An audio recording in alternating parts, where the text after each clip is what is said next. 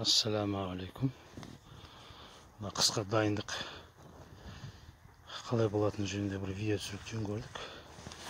Естеріңізде болса, алдында бір түсірілім жібергем. Мына жерде 4 жүйек тұрған болатын. Сол бүйегімізді былай шетке үйгеміз. Бүйегіміз үстінде ящиктер тұр, ящиктерге шығып жатыр. Соны ортада тағы бір қатар үймек тұр. Бұл да бүйегіміз. Сосын шеті. Соның ортасын қимен толтырдық. Бұл жердегі қи күйген, жазда аймегі шыққан қилар болатын. Шылаушындар шығып жатыр. Соның үстінен жапырақ салдық.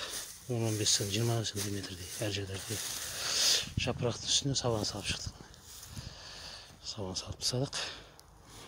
Мына жақта да сондай сабан салып, оның үстіне доғалдап жатырмыз. Жел тұрғандай болса, сабан ұшып кетпеу керек. Бұл жаңа айтқандай бүйегіміз. Екі шетіндегі үйіліп жатқан. Ортасы түгел шылаушындарға салынған азық. Үсті қи, сабан жапырақпен. Бұл жерде сондай. Жапырақтың қалыңдығы бір елден жоғары, бір қарыстан жоғары. Оның үстінен сабан тастадық. Осымен қыстап шығады, Алла қаласа. Қанша-мұнша аязға жақсы жабын болды. Енді мына жақта 4-ші қатар жасалып отыр. Мына қи, мына жанында қи, кепкен қи, биіктігі 70 сантиметр ұзын жағы жүйек жасалынды. Мына шеті бүйегіміз үйілді былай қарата. Бүйегіміз биіктігі 1 метр бар.